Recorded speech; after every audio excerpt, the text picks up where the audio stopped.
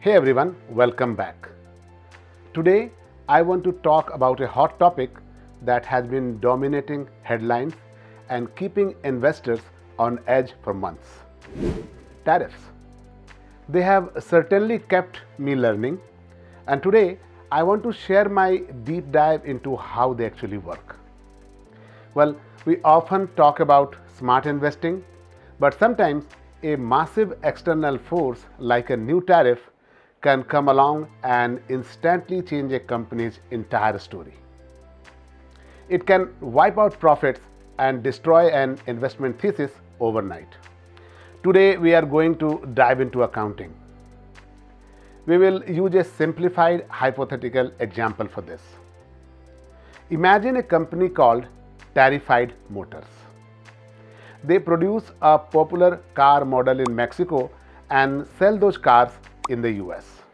And then suddenly the US government imposes a 25% tariff on those imports. We will track that tariff all the way through the income statement to see how it instantly turns a healthy profit into a major loss. Then we'll figure out how much the company would have to raise prices just to break even. So let's get started.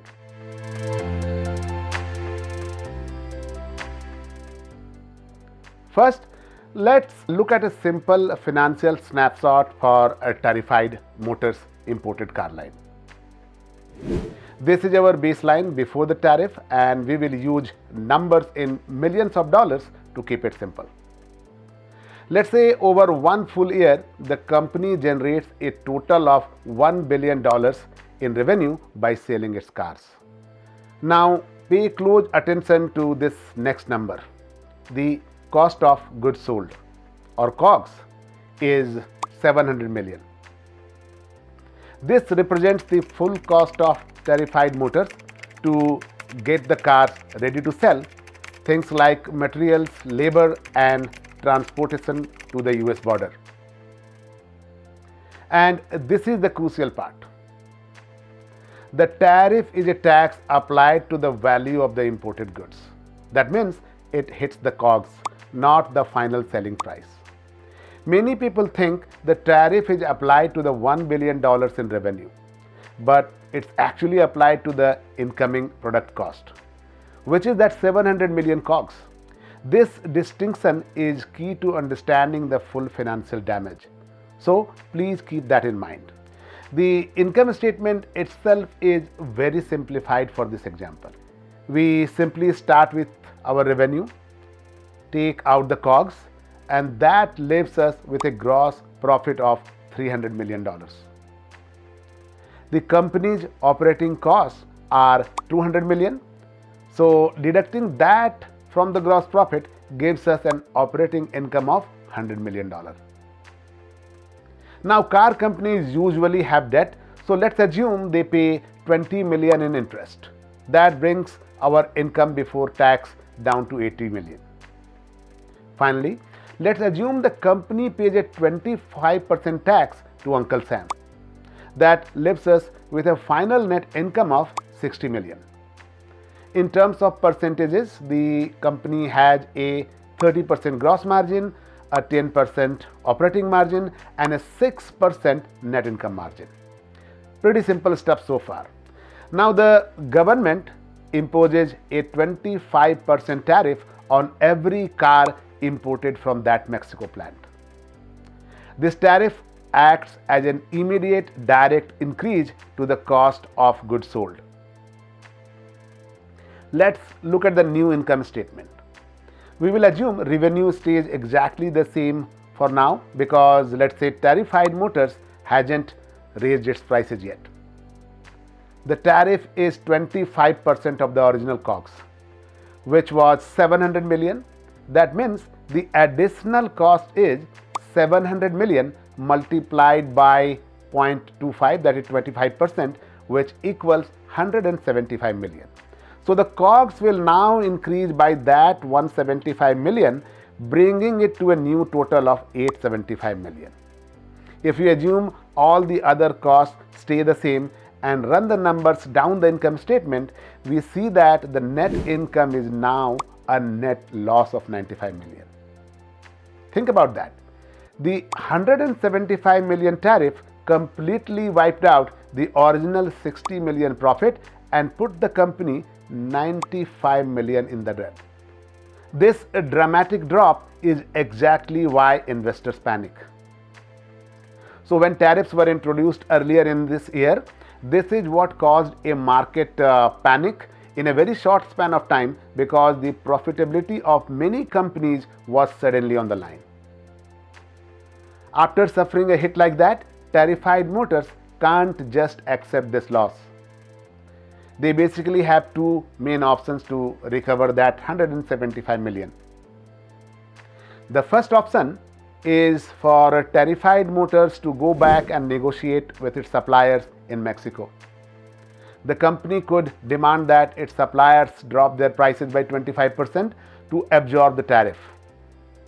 And this is what we call the supply chain squeeze. Now, the US government is often hoping that this happens. The theory is that if foreign suppliers can't meet the lower price, they will be forced to shut down. This is intended to incentivize Tariffs Motors to reshore, or basically bring that production back to the US, creating domestic jobs. But the reality is, achieving a 100% cost reduction from suppliers is extremely difficult. It pushes all the economic pain onto the foreign supplier and can disrupt the entire supply chain. Often companies just switch to suppliers in a different non-tariffed country instead of reshoring. The second and most common option is to pass the cost forward to the final consumer by raising the car price. This is the simplest way for the company to protect its income statement. As we calculated, to get back to its original 60 million net income, Tariffs Motors needs to generate an extra $175 million in revenue. That basically translates to a 17.5% price increase on every single car. The company is safe now, but the consumer is now paying 17.5% more. This brings us to a big question. Do tariffs cause inflation? The answer is yes. And this example shows exactly how. While high inflation is often caused by the government printing too much money, what's known as demand pull inflation, tariffs create something different known as cost push inflation. Demand pull inflation happens when there is too much money chasing too few goods, forcing prices up. I don't want to get too deep into the details, as I am not an expert in this area. To learn this concept, I am fully utilizing AI tools like Gemini by Google. Here is how Gemini described demand pull inflation. If you want to know more, feel free to pause the video and take a look. Similarly, cost push inflation happens when the costs of production go up, forcing businesses to raise prices just to maintain their profit margins. And this happens regardless of consumer demand. Again, you can pause the video here to read what Gemini had to say about it. Coming back to our main topic, the tariff is an instant tax that increases the company's cost to bring its product to market. When Tariffs Motors raises its price by 17.5% to basically cover that cost, it pushes the overall price level of goods up in the economy. This is a direct cause of inflation regardless of the money supply. Now let's look at the direct linear relationship between the tariff rate and the price burden on the consumer. This is nothing but the sensitivity analysis. And this chart on your screen shows that the pain is virtually always passed on. A 5% tariff forces a 3.5% price increase. A 10% tariff forces a 7% price increase. We already saw that a 25% tariff forces a 17.5% price increase, and a 30% tariff would force a 21% price increase. Remember, all this calculation is for our example company Tariffs Motors. For a different company with different numbers and different margins, these numbers would obviously change.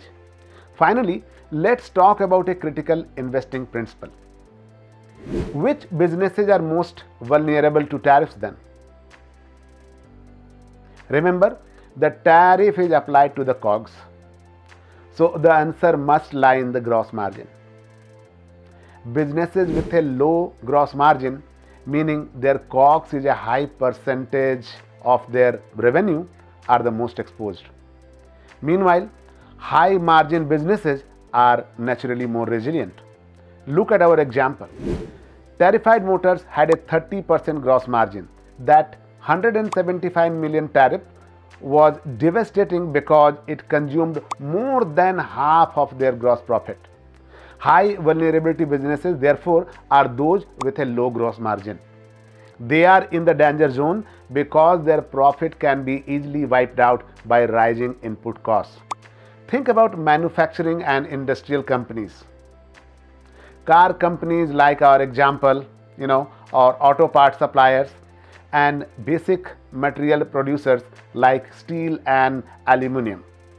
Their COGS include the physical components that are directly imported and taxed. Or mass market retail companies like Walmart, Target, Dollar General, and Five Below.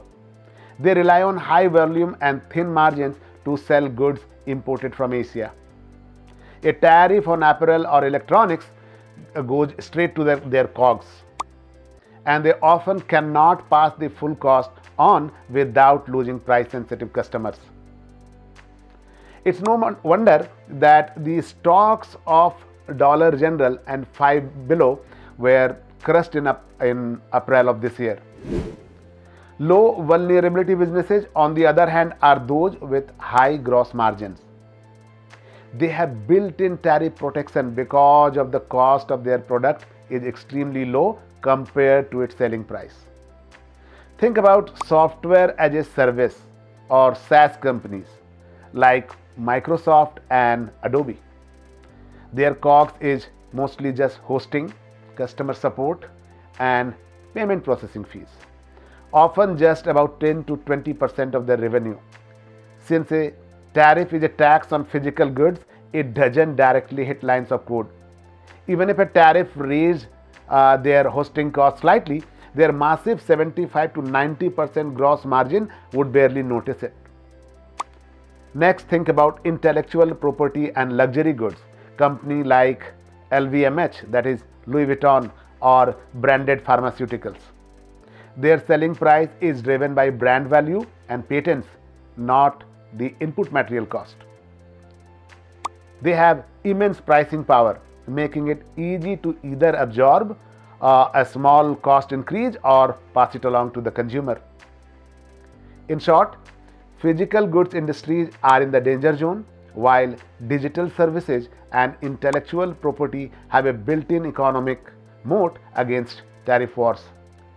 So, the next time you hear about a tariff, remember the three key effects. First, the immediate cost hits the cost of goods sold or COGS. Second, it creates cost push inflation.